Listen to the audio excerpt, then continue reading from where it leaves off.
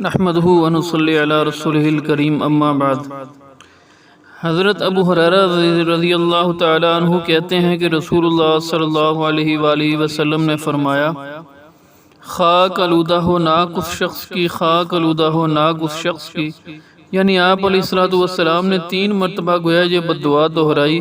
کہ وہ شخص ذلیل و خوار ہو۔ پوچھا گیا یا رسول اللہ وہ کون شخص ہے جس کے حق میں بددعا فرمائی جا رہی ہے؟ تو آپ علیہ الصلوۃ والسلام نے فرمایا کہ وہ شخص جو اپنے والدین میں سے کسی ایک یا دونوں کو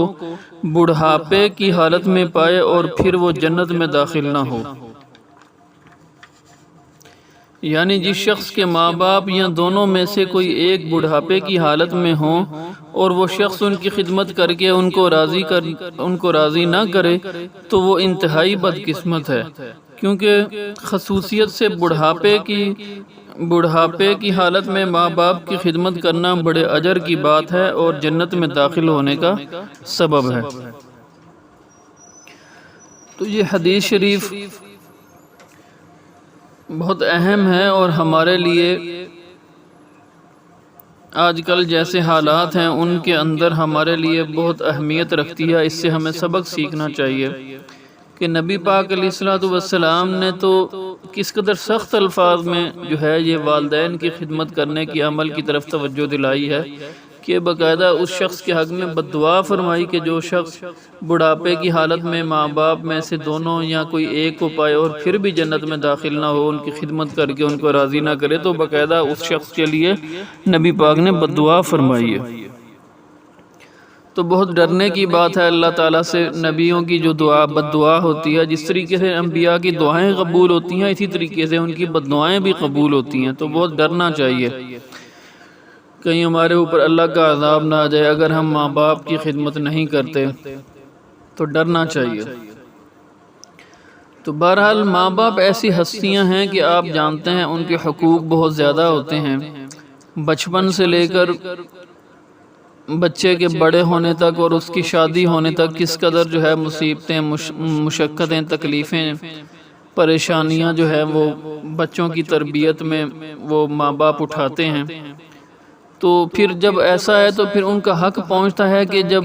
وہ بوڑھے ہو جائیں یا جب ان کو پھر اولاد کی ضرورت پڑے تو اولاد بھی جو ہے ان کا خیال رکھے، ان کا ہر طرح سے خیال رکھے، ان کی ضروریات پوری کرے، ان کی بیماریوں میں جو ہے وہ جو کچھ ہو سکتا ہے دوائی وغیرہ کرنا یا ان کی خدمت کرنا یا ان کی جو باقی ضروریات ہیں یا بڑھاپے کے جو تقاضے ہیں وہ سب جو ہیں اس کو پورا کرے۔ تو پھر یہ ماں باپ کا حق ہوتا ہے اولاد کے اوپر، کیونکہ ماں باپ نے اولاد کے اوپر بہت محنت کی ہوتی ہے، بڑی مصیبتیں، مشقتیں برداشت کی ہوتی ہیں ان کی تربیت کے اندر، ان کو پالنے پوسنے کے اندر۔ یہ چیز نہیں ہونی چاہیے جس طریقے سے یورپ کے اندر رواج ہے کہ جب ماں باپ بوڑھے ہو جاتے ہیں تو ان کو اولڈ ہاؤس میں چھوڑ آتے ہیں۔ یہ بہت ہی سخت گناہ کبیرہ ہے، کیونکہ بوڑھا جب ہو جاتا ہے انسان تو اس کو اپنے بچوں کی زیادہ ضرورت ہوتی ہے، تو اب اس کو تو اپنے بچوں کی ضرورت ہے، کوئی ایسے ماحول کی ضرورت ہے جس میں اس کا بڑھاپے میں بھی دل لگا رہے، اور آپ نے اس کو اٹھا کر اولڈ ہاؤس میں چھوڑ دیا، تو یہ کس قدر سخت بد نصیبی اور اللہ رسول کے غصے میں آنے والی بات ہے۔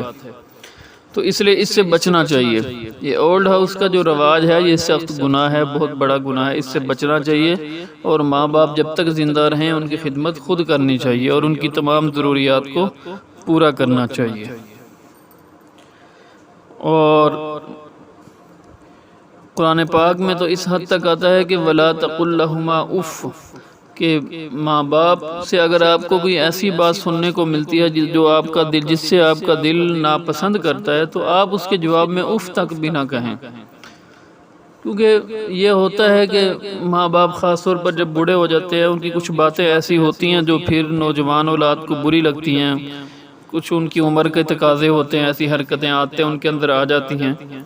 تو ان کو اف تک بھی نہیں کہنا چاہیے، بلکہ کھلے دل کے ساتھ یہ سوچ کر ان کی سب باتیں برداشت کر لینی چاہیے کہ ہمیں اللہ تعالیٰ کا حکم یہی ہے کہ ان کی خدمت کریں۔ اب اگر یہ کوئی ایسی باتیں کر بھی رہے ہیں جو دل کو ناپسند ہیں تو ہمیں اس کو صبر کے ساتھ برداشت کرنا چاہیے، اور اللہ تعالیٰ سے اس